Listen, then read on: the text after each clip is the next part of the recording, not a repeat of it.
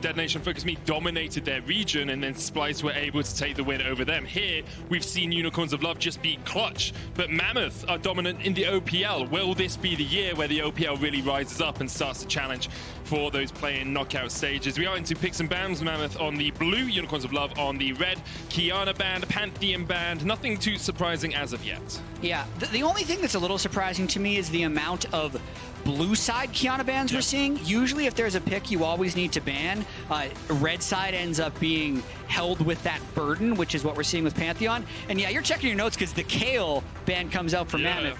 I can talk to this a little bit. Okay. It is something that has been played an increasing amount by some of the pros in solo queue. The fact that Kale now gets range at level 6 means it's much more viable. I think we will see it at Worlds.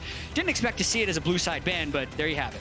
Yeah, not something we've seen from Unicorns of Love during the regular season, but as you say, those changes came after 9-16, so that's perhaps why it has been banned out here. The Morgana removed, Rakan and Vladimir taken away. Instantly, the Syndra that we have seen banned in our first 2 games gets locked in. Yeah, time to flex it as well. It's not like King is foreign to playing non-marksman in the bottom lane, has played 4 Sona games, and some are also a Swain, so very possible we get to see that Syndra bot lane. See if that was what the most decorated player in the OPL wants. 5 championships under his name. It's King. With the Renekton being locked in here. Expect that to go up towards boss in the top lanes. Played that 5 times this split. 3 and 2 on it across the course of the regular season. Yeah, and Unicorns going to be riding so much confidence after that decisive win over Clutch, where they actually defeated the mid lane Renekton and the jungle Echo, but willing to just throw down the power picks and run it back. Usually it's if you can't beat them, join them, but here it's if you beat them, then join them. And take them and do it yourself. We'll see how effective an analyst can be on that jungle Echo. We heard from the analyst that's just how strong he was in game 1, how much impact he had with some of those invades, and Echo, of course, a very elusive champion when you try and catch onto him. Will be pretty effective at getting out of some of those fights. And now Mammoth hovering over the gangplank. Fudge is a player that, as we've said, is only 17 years old, very young, but has had a huge impact since he joined this team on picks like the gangplank top. Yeah, I do wonder if they're just going to follow the Renekton around the map with that GP. I'm not completely opposed to that possibly going mid lane, just with how much flex picks we've seen, but yeah, Mammoth definitely switching it up a little bit. And a Skarner for them as well, which is not too uncommon for Babip. Now, 3 games on it, 3 wins for Babip out of that jungle role, and likes those champions where he can farm up and then have some impact around that level 6 mark. Do it. They didn't do it. They didn't do it, Jack. I want to see new Asol with an active W, so his stars come out and shoot really fast for a few seconds and then go away. It's the tumble dryer, actually. Or the speed spin.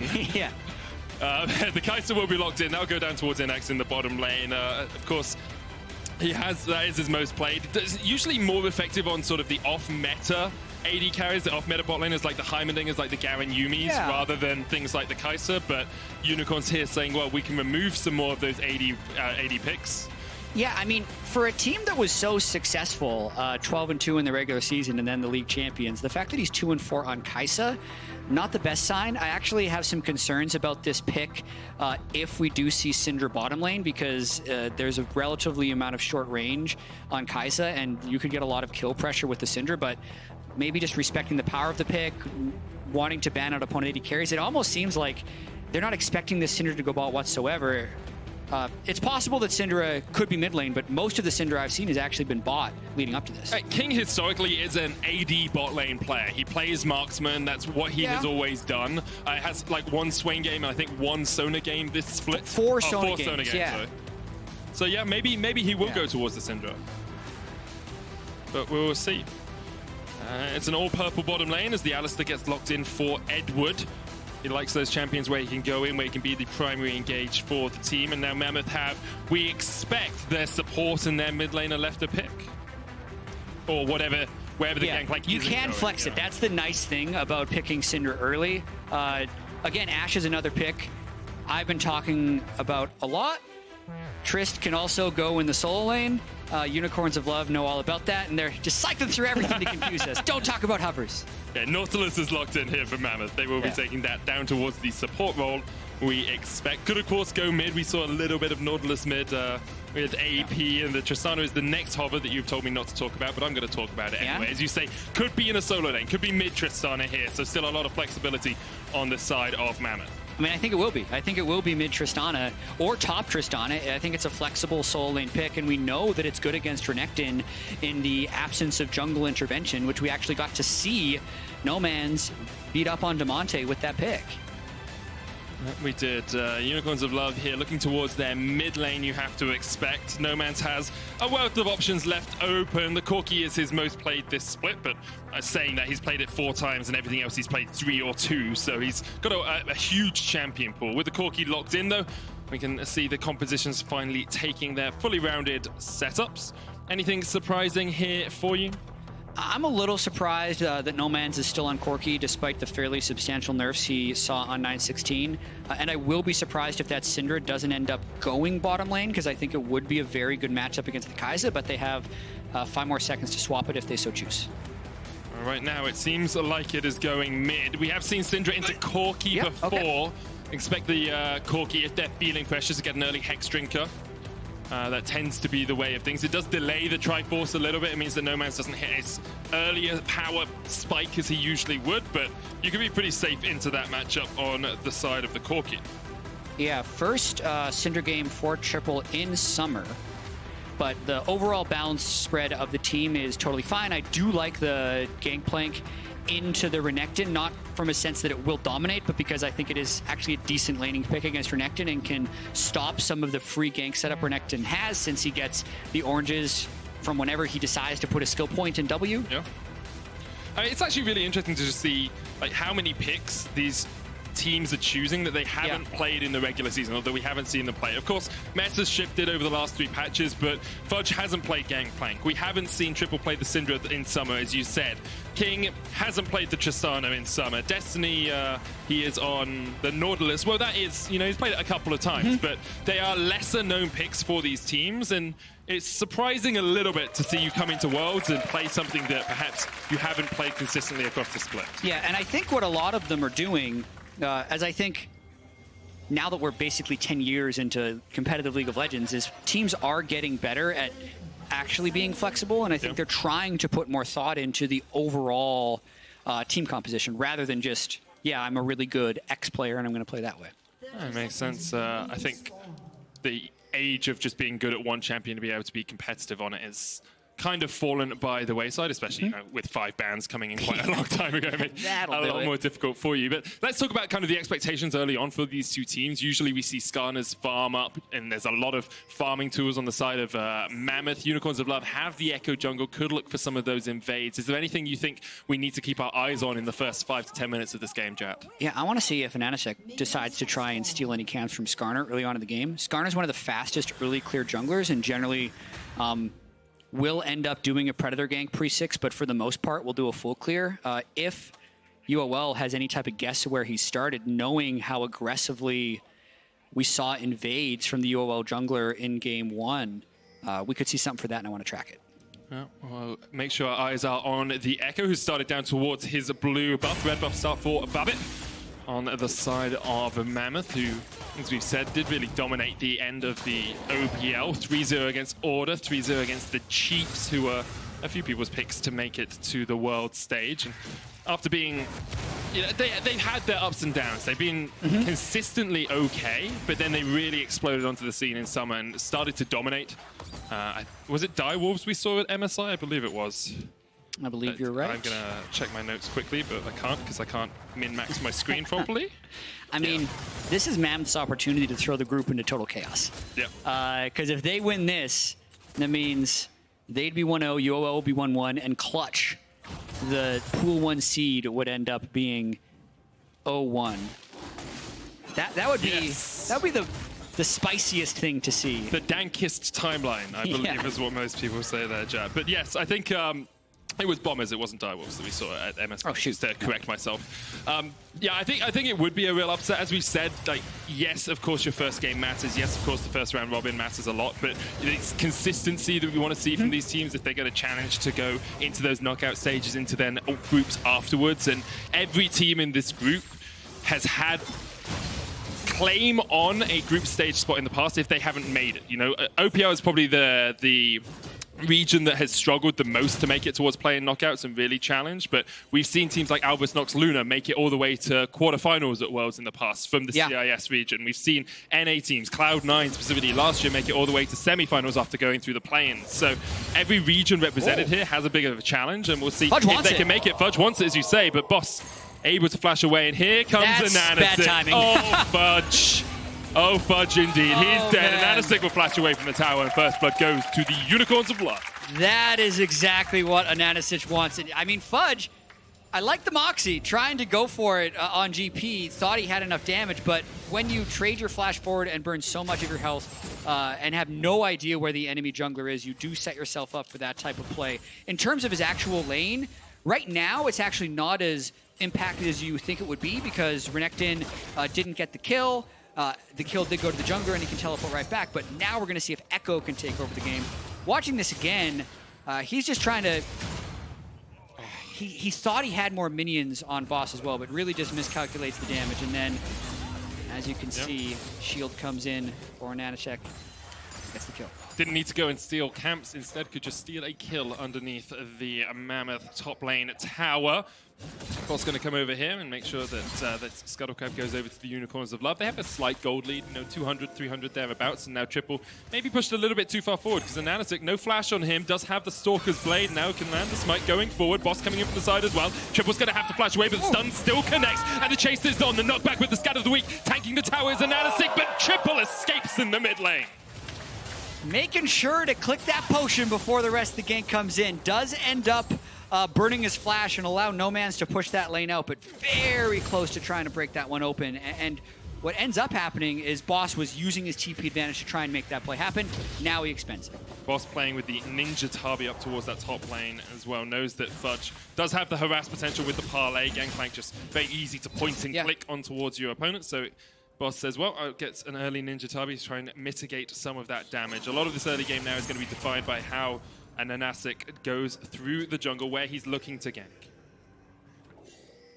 Yeah, Ananasik is a different style in this game as well. He's not the one who's been hard farming. He's been ganking as much as possible early, converting one of them. And if we actually look at the gold, it is 2,050 on the Echo and 1,950 on Babip. So 100 gold lead. Really not that much of a lead despite being able to pick up that first blood.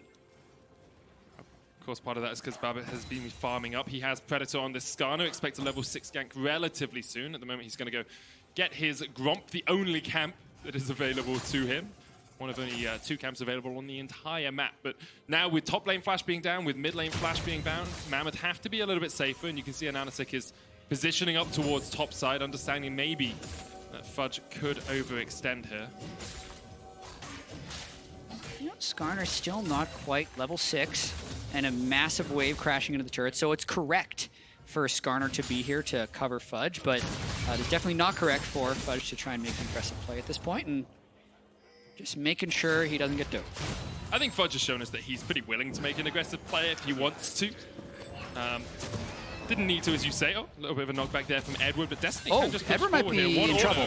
Might have to flash. There's the dredge line. Edward might have to flash, as you say. The Ignite coming in. There's the flash away. Destiny had to burn a flash of his own, and Inax trades back on the Kai'Sa. But once again, it's Edward just being too far forward, too aggressive in some of these plays. Yeah, completely agree. That was very close to being a kill. However, Mammoth end up burning more summoner spells in that overall engagement. So that's one of those things where if you judge the result, it was fine, but if you think about the process, it was definitely not worth it. I'm a big fan of results-based analysis. I think I've learned from Twitter that that is the best way to evaluate a situation. I mean, you're always right. Yeah. If you use results as your main metric. dictator of success.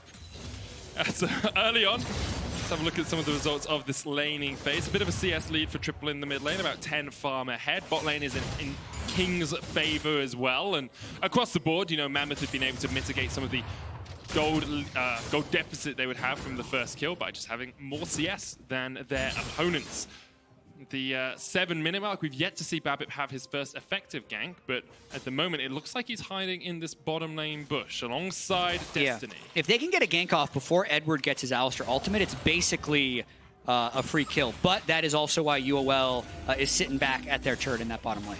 Yeah, playing very defensively there. The double pickaxe from Kai'Sa trying to get towards that Acathian Rain. Upgrade, evolution as quickly as possible. And the thing about Mammoth here is they're saying, oh, okay, we can't get the kill, that's fine, we'll just go for Dragon Pressure. We know we have 3 players on this side of the map, it's very easy for us to push towards this first objective.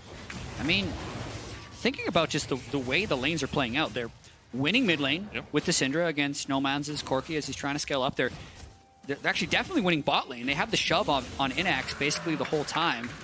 But it's this top lane that's going to be pushed in that UOL is trying to capitalize on. Echo very good at turret diving once he's 6. Teleport coming in. Fudge still has the flash. Boss trying to put the damage down with the Dominus. And Anasik going forward. Careful for the ult! Chrono break back, but Fudge was just at the edge of it. And now Anasik will pay with his life. Triple gets the kill.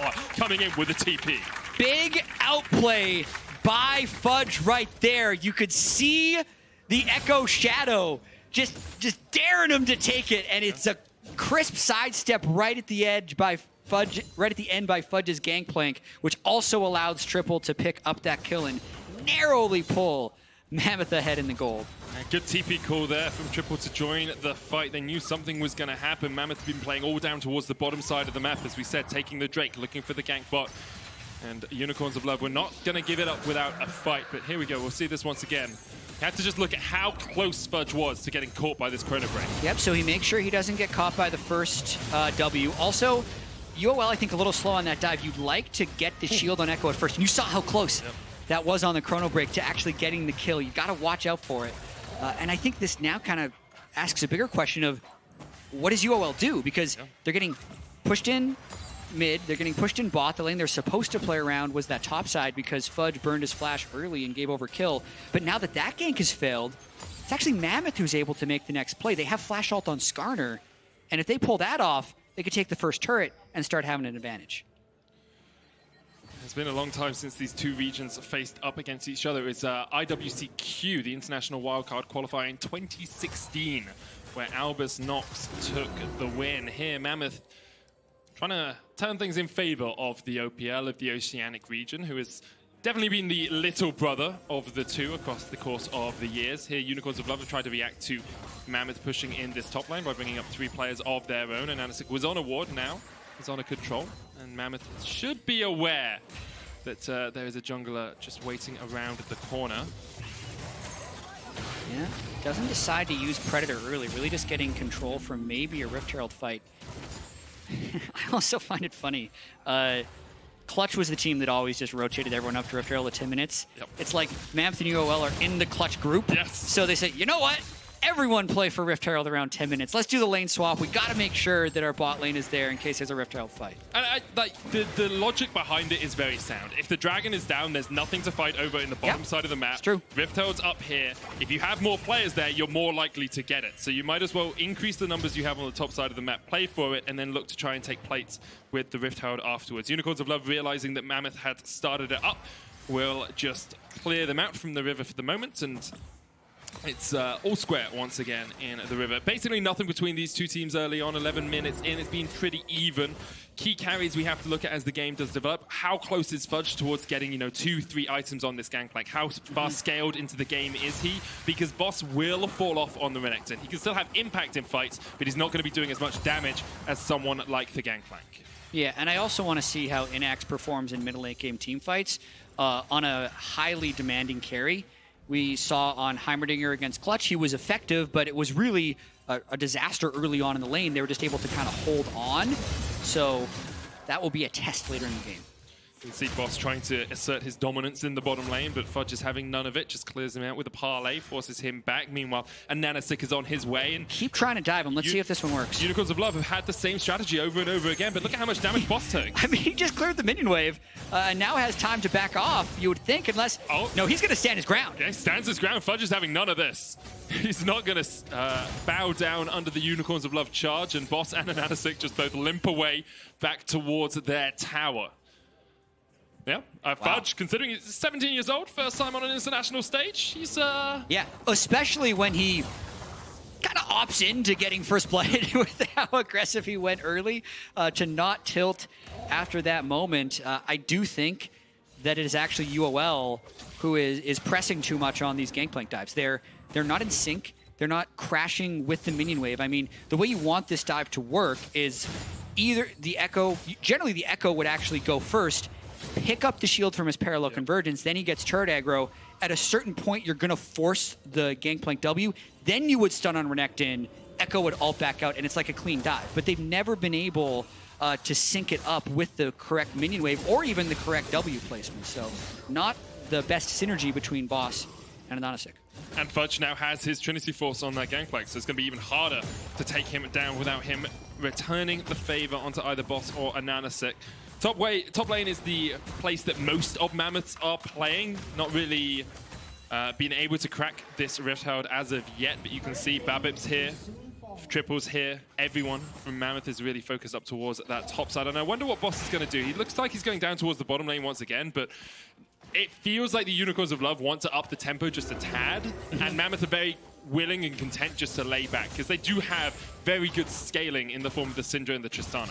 Yeah, and even after UOL beat Clutch in game 1, Edward tweeted about, hey, we normally play a lot faster on stage, going to look to fix that for our next game and get back to our aggressive tendencies, but the opportunities haven't really been there, even though they're trying to force stuff, as Mammoth is playing quite defensively, especially around the GP, and just setting up and not taking too many risks. Do you feel like the Unicorns of Love need to force stuff? Are they on a clock, on a timer? Because they do have some good scaling options, and Corki and Kai'Sa work well in mid-late game teamfights. I think it definitely depends on the execution. I don't think there is a hard lose if they hit a certain point, just because they have Kai'Sa Corki, right? But then the other team has GP and Tristana, so it's a bit of a wash in my opinion. Oh, Destiny did have to flash away just a moment ago. Here comes the Valkyrie. Edward flashing forward, triple cord out, can't get away. The suppression comes down, but that's not going to be enough from Babin. He's going to have to run back towards the tower. Fudge is teleported in as well. He's in the midst of 5 now with the cannon barrage coming down. King jumping forward, trying to get to Inax, who flashes the wall. King flashes after him though. Will take him down now. King needs to jump back across. Faster than Anasik on the chase, and Unicorns have won the fight. They destroy Mammoth in the river.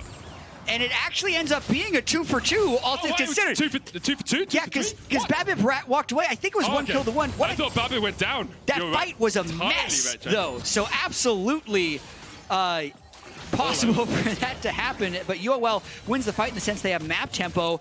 But once again, Mammoth doesn't want this to stop. Triple's back. He could go for it. And Anasik does have the ultimate here. Boss going to look to slice and dice across the wall, but the Scatter of the Weak hits onto an Anasik. He has to jump back. No man's in there. Boss off towards the side already, and Anasik has fallen. The Rift Herald so low. Babip here has the smite. Should be able to secure this pretty easily. We have crested the 14-minute mark, so those turret plates aren't the target, but the Rift Herald will be taken. Mammoth with about a 400 gold lead coming out of the back of all that. Whew.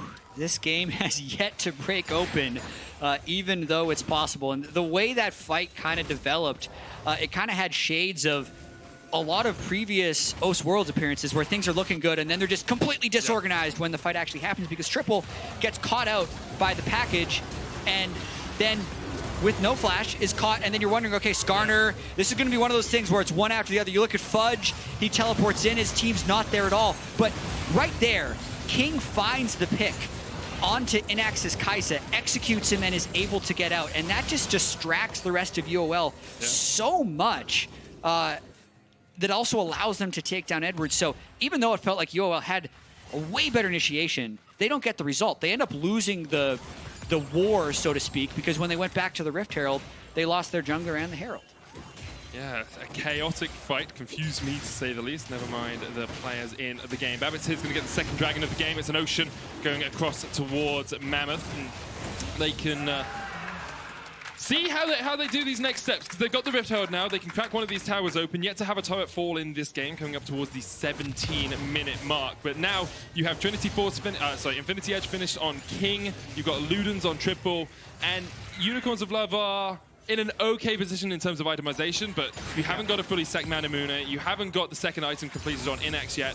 No Man's does have his Trinity Force, but it looks like Mammoth are looking for a play towards him up to down He's towards flashless. the lane. Flashless. Babbitt Yeah, just yanks him right back into the Unleashed power. The Dredge line hits as well. Ooh. Babbitt almost falls, but Mammoth will take the kill. And I expect Babbitt to use the Rift Herald down towards this bottom lane as well. Charge that one up and charge towards the tower. Yeah, Babbitt misplayed that because he was about a half second early and got turret aggro when he didn't have to. Nearly cost him the kill, but he ends up getting away with that one. So good crash there by Mammoth to be able to take down the first turret of the game with that Rift Herald and end up picking kill. They'll get a charge onto this one at least, but likely won't be able to stick around for the turret team. Yeah, I think a Nanosix should be able to get across here in time, as you say. Triple just backing away. Doesn't want to risk getting caught out, even though they have okay vision in the blue side jungle of the Unicorns of Love. The Rift Herald will put quite a lot of damage down and real close. Almost. Are they gonna get it? It might go down. That's 2 towers for the Unicorn, for Mammoth, sorry. And about 1,000 gold lead for them coming up towards that 20-minute mark. But you have to look at next steps now. Yes, you cracked open that bottom side of the map. How are Mammoth now going to use that? You're looking for picks with Babbitt. Predator running straight on towards the Unicorns of Love. If he can get there, if they can catch someone out, you then have a huge amount of follow-up damage onto that single target with the Unleashed power. So Mammoth will want that vision control. They'll want to try and catch one player from Unicorns out. And if they can't do that, Unicorns can continue to scale up with this Kai'Sa and Corki. Yeah, might see another Predator gank coming shortly from the Skarner if UOL ever tries to set up. And if you're comparing Mammoth's macro to a lot of world-class teams, that would be one place you could look and call it a bit of a weakness. So it's not a certainty that they can take a small lead and turn it into a big lead. Sometimes their side lane control is a little bit weak without being able to take advantage on the other side. You see here, it's like 3 people are down bottom lane, and Mammoth isn't getting any type of turret damage. But if they can get a kill here, maybe they'll turn something into it, and I think they have. Yeah, I think that's pretty easy for them. But Babbitt isn't even going to burn his Impale. It's another kill for Mammoth up towards the top side. As you say, it is about what they get out of that, right? The wave is all the way pushed towards their tier 2. They're not going to be able to break open that tier 1 in the top lane. And looks like Edward here. He wants something. Hex Flash. Will he go in? Mammoth playing incredibly safe. Fudge on his way up. Here goes Edward in with a Hex Flash. Parallel conversions off towards the bottom side of this. But so far, Echo has done some work. Hasn't done as much. Perhaps you'd want No Man's. Gets hit with a depth charge. Babbitt gonna help King just put in a little bit of chip damage, and meanwhile Triple is able to get some time alone with that top lane tower. So the kill onto boss has actually paid off here for Mammoth. Yeah, Triple is getting really big in this game as he's able to pick up solo turret gold. 8,800 gold, 1,200 more than No Man's. So tale of 2 games here. No Man's after dominating in game 1. Tristana versus Renekton here trying to play the Corki into Triple Syndra, and Triple kind of just roaming around on Syndra of all champs to pick up these kills and get a lead. And this is what we tend to see from Mammoth. Triple is their key carry, tends to be ahead in lane, but they also put a lot of resources into him. He actually gets this 22.8% of his team's gold, which is the second for mid laners in the OPL, and 27% of the CS on the map between 15 and 30 minutes, which is, again, second for mid laners in the OPL. So they know that if they put resources into him, he tends to get them advantages and gets them wins. Yeah, and there's not a huge amount of stuff that UOL can use to close the distance onto Triple. It's, if anything, it would be a really good dive by Echo, but he's so far behind that he's been getting blown up if he tries to go in. So a pretty good position for Mammoth as they look to just put this group into chaos. This group will be absolutely just all over the place if this happens. Remember, Unicorns of Love beat Clutch earlier. If Mammoth, the 3rd seed, then beat the 2nd seed, yes, Clutch, didn't have the best of performances, but you have to then wonder, how do Mammoth play into Clutch? How do we see when we get to the 2nd round robin who's going to beat who there as well? Because the top 2 teams do go through to the knockout stages now. Destiny looking for the engagement to Edward. Look at the damage coming out from the Scatter of the Week. The jump in from Mananastick with a knockback with a Buster Shot, and now the re-engage coming out. Babbitt flashing forward, and that's a rampage for Triple. Valkyrie away from No Man's. He used the package to get the hell out of dodge, but Mammoth have already got their 1 kill, and they can push towards this mid lane tower. All right, there's still a lot of ultimates up for UOL if Mammoth try to go too far because they burned all of their ultimates in that last fight. Edward might be going for something. Hex Flash isn't going to go the way he wanted it to, and he's stunned up. He doesn't have the ult. Can't quite hit with a Dark Spear there, and Fudge just forcing Unicorns back. That mid lane tower has been opened up. The Unicorn's going to get just a little bit of chip damage back on towards Mammoth, but for now, Mammoth will reset, regroup with a 3,000 gold lead. They are well in control of this game. They got to be feeling pretty good with those 5 kills onto Syndra and how they're routinely dodging out of these Echo engages and really keeping Edward flashless and altless so the Alistair isn't able to go in for the reliable stuff, right? If Unicorns of Love had tempo, Edward would be able to dictate a lot of these things, but I feel like Mammoth is getting just enough to stop UOL from being aggressive, and then that's allowing them to wait on Skarner Flash and the Skarner ult to get the fights that they want. It definitely is. Mammoth in such a strong position now. There's another Ocean Drake for them if they want it. It's not the most impactful, but you'll take it. You've got one in your back pocket. You've got a Mountain, helps you with that regen. And I want to bring attention to the amount of control wards that Mammoth are coming back onto the map with as well. They've got 2 in the inventory of Babbitt, Triple, and Destiny, and a spare on the side of King. Compare that to Unicorns of Love. They've only got 2 on their entire team. This gives Mammoth the opportunity to get total vision control around the Baron, around the Dragon if they want it.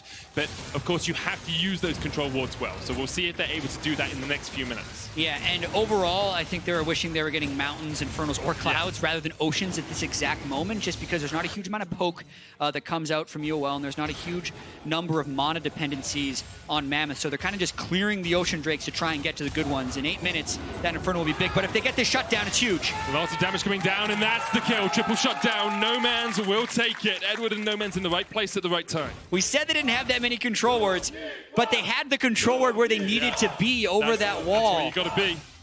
Big shutdown, and it also goes on a No Man's, one of the best scaling champs on their team.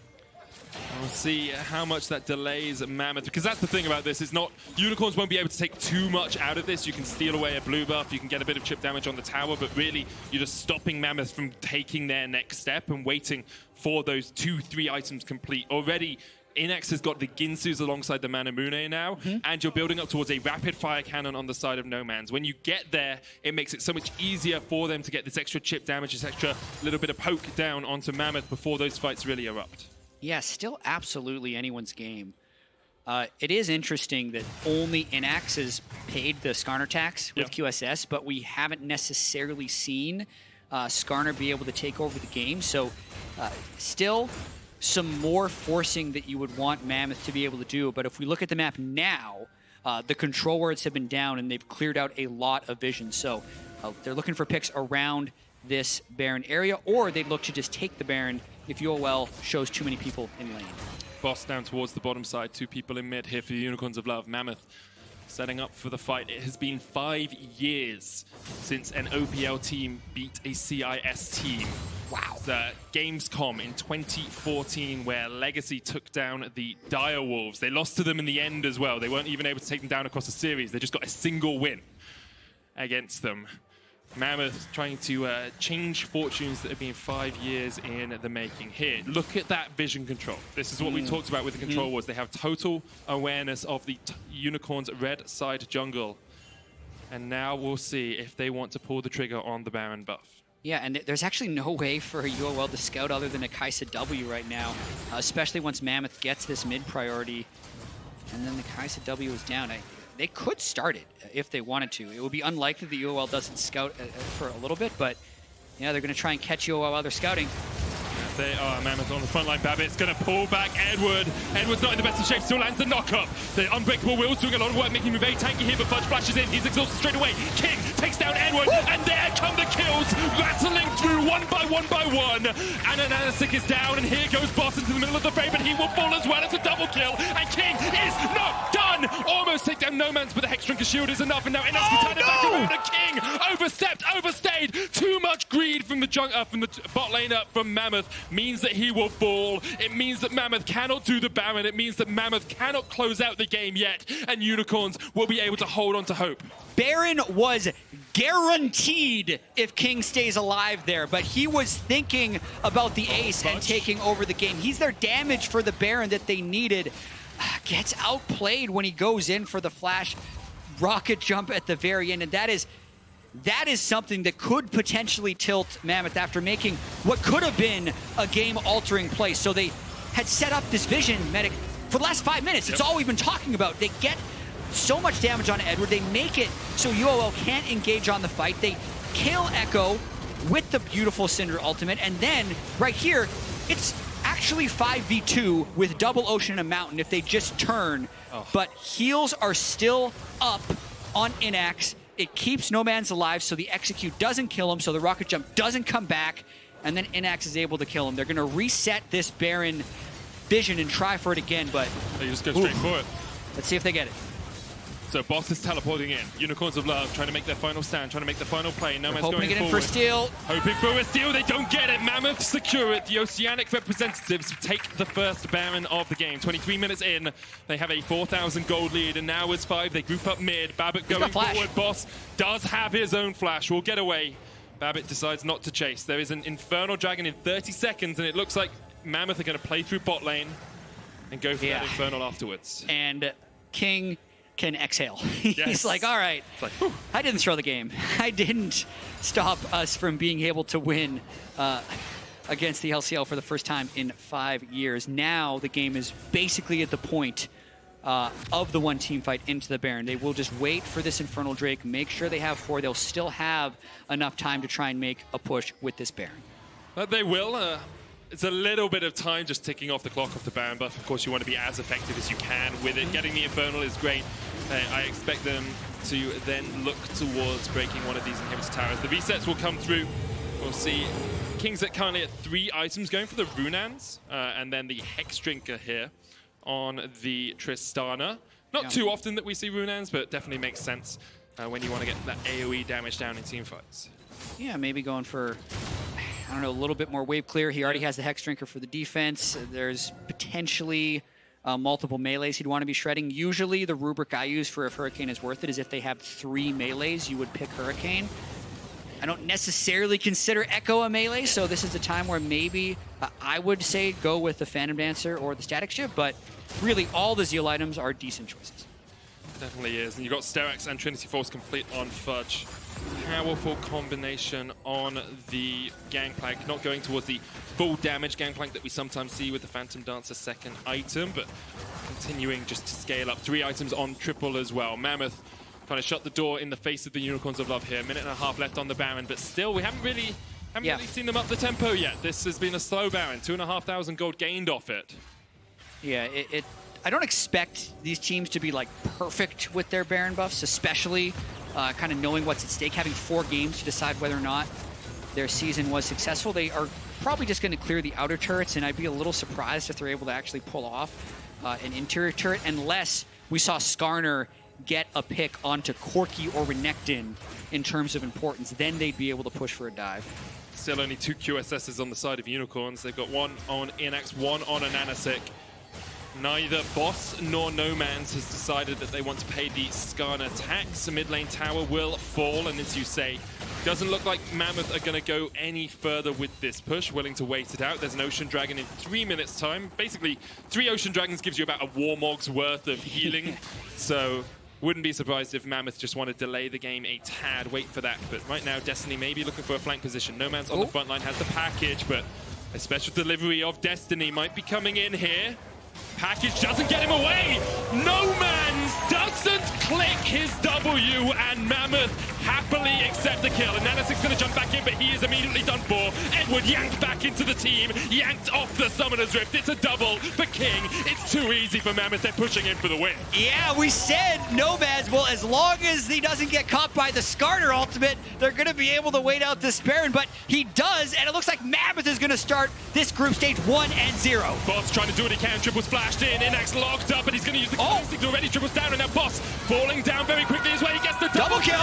It's on King. He now needs to put the damage in, but Unicorns of Love have been able to defend. They might hold. Boss going to heal up. It looks like they might hold, but King is on the Nexus Towers. That Tristana has a huge amount of damage. He's on the second now. Boss and Inax going to step forward, and Mammoth cannot close it out. They went too deep. They went too greedy, and they can't close the game right now. It ain't over till the Nexus falls. Boss comes in with the clutch double kill to keep them in this game, and you always wonder how nerves will factor in after those things happen. So far, Mammoth has always answered the call, but that felt like it should have been over. It definitely did. Mammoth were knocking on the door, triple flashing in at the end here. I'm sure we'll see it again, but here, this is just Nomad not pressing W. Yeah, he would need to press W now, because once that hook lands, it is a CC lock for the duration, and he did not have the reaction time of that hook from Fog. And then an Echo that's behind is just a sad dude, because even if he can ult back, it's just into the other team anyway, and he dies. So here, with the 3 kills, you think, all right, it's for sure done. And honestly,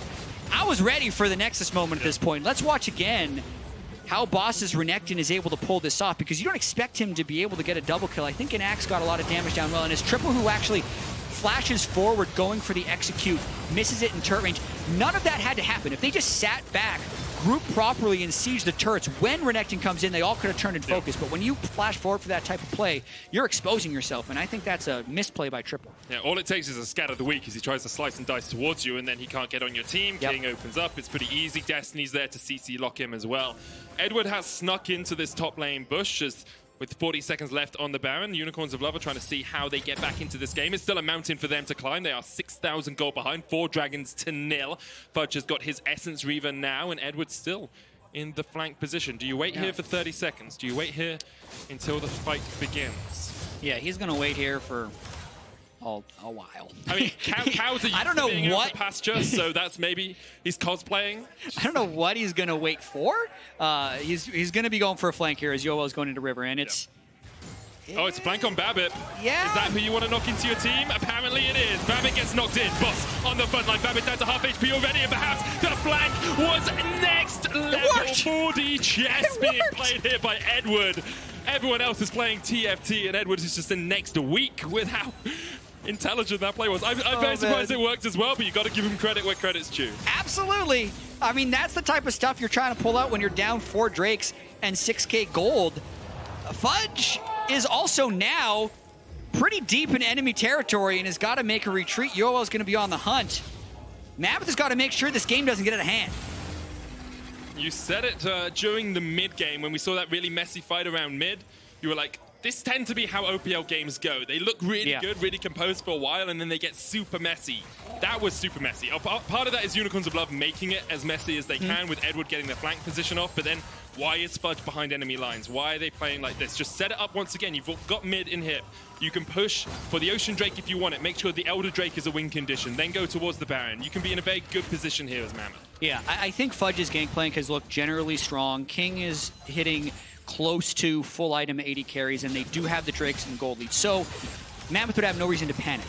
However, there have been 2 very key moments where it is clear they have gone for the big play. Actually, 3 big moments where they've gone for the big play and failed. Fudge's first blood, King's rocket jump flash in mid lane, and Triple's flash at the Nexus turret. So there are definite nerves coming in for Mammoth in what could have been a much more decisive victory had they not gone for those overreaches. So they need to be very careful throughout the rest of this game to make sure they close it, because losing is one thing, but losing in a fashion where you over-regress on what would end up being 4 occasions if they make another one and end up losing the game could potentially just tilt them for the rest of the group stage. So I think Mammoth is in a good position, but you always have to wonder who's going to win this game. 30 seconds left on the mid inhibitor for Unicorns of Love. They now can step forward. They don't have to worry too much about those super minions pushing in. And Nanosic clearing out vision. Control wards in the inventory of Mammoth once again. Want to see them use that vision setup like they did before. The Unicorns already caused 1 upset today, although this at the start of the game wouldn't have been counted as an upset. Right now, for them to win, this is an upset in my opinion. Yeah, Unicorns could be a part of 2 upsets in the same day. We would see, though, because Unicorns is hanging in there, and the vision control we saw earlier had been absent, but now with some mid priority, they're starting to get it back.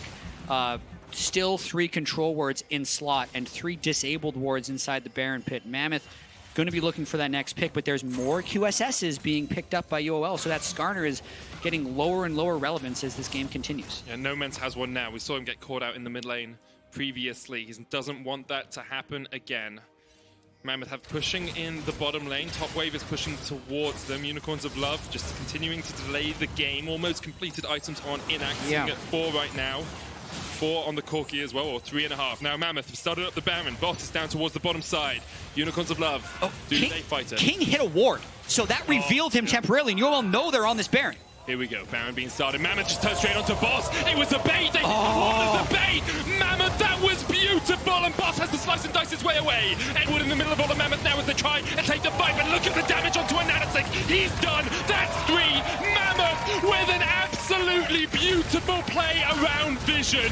You were confused, I was confused, but Mammoth knew exactly what they were doing. They aced Unicorns of Love, and they will not make a fourth mistake today. They are looking for that Nexus. Surely they kill the Nexus this time. Yes. I'm willing to say they're going to kill the Nexus this time, Medic. What a way to end it. Hitting the ward and then immediately pulling off to catch the flank TP from Boss. Sets them off on the right foot for this team fight, and they will win their first game of the play-in stage. 5 years in the making, Mammoth take down Unicorns of Love. Their first win, and what a group we have now in Group A. That is a spicy, spicy one to say the least. And that play at the end, that was composure, that was intelligence on a stage that you didn't expect to see after how many mistakes Mammoth had made during the game. Exactly. We know that they do have a few issues with their macro. We know that OS has a history of choking on the international stage, at least how they describe it, and they have to constantly play this game of, well, were we choking or are we bad? Believe me, I'm familiar with that game. It sucks to play. But in this game, they were able to pull through, and they make this group so interesting. So interesting now. Clutch sitting at 0-1, Unicorns at 1-1, Mammoth at 1-0. Of course, the top two teams go through, but you want that top spot. You don't want to be facing the likes of Damwon, the likes of Splice, the likes of Hong Kong Attitude or Loki, whoever makes it out of Group C. You want to be in that seed one if you can. And Sheepy looking at it from behind stage. There were moments that one hurts. That one hurts. Because there were moments in that game where you thought you were coming back. Yeah, Medic, we've been talking a lot about Mammoth because the upset is the story. But thinking about UOL, they were the upset story an hour and a half ago. Yep. So really, it's almost one of those classic letdown games where they see Clutch as this opponent that they need to beat to prove themselves, to get first in the group, and then to immediately run into the Mammoths and take their first loss of the group stage, effectively almost canceling out the advantage they would have had from that Clutch game. In Sheepy's face, I could feel like I could see it in his face there. It just makes the rest of this group so cool. And as much as we talk about double round robin, that's still only 4 games that you actually get to play. If you're losing one of that, that's 25% of your games just down the drain. And it's very tough. That's what the world stage is like, you know, that you have to perform in every single game if you're going to make it far at Worlds. Oh, okay. So just thinking about the rest of this day, we're going to get to see Mammoth versus Clutch as well. That's still the game that's left in this group later. So definitely stay tuned for that one because that gives Mammoth the opportunity to be top in the group. Is it Tanner time or is it Tusks up? That's the question. Yeah. That's Mammoth's expression, by the way. I didn't just make that up. You could have. I could have. No, but it's real. Raise your koalas, I believe, is the general OP spam. NA will be waking up. So it'll be closer to Tanner time, effectively. Yeah. Right? That's a good sign for Clutch. If they usually scrim at 10 in the morning, we're getting towards that point where it's going to work out for them. Yeah. We'll see. We'll see if Clutch can sort of overturn some of the misfortune they had earlier in the day. Because Unicorns played that game very well, but there were some very obvious mistakes from Clutch as well that I'm sure they wouldn't have wanted to make. Yeah, absolutely. I mean, we're definitely seeing day one jitters from a lot of these teams, but we're also seeing some really big plays. Like, teams have definitely came to make big plays. They've came to bring out crazy picks, Heimerdinger, and most of those things are being rewarded as well. So I can't wait to see more. Well, we'll keep seeing more, but for now, we're going to hand it over to Dracos, who's standing by with King. Thank you very much, gentlemen. I am now joined by King. King, when we saw the group draw, as OPL fans usually do, it was doom and gloom. Pretty much every time when it comes out.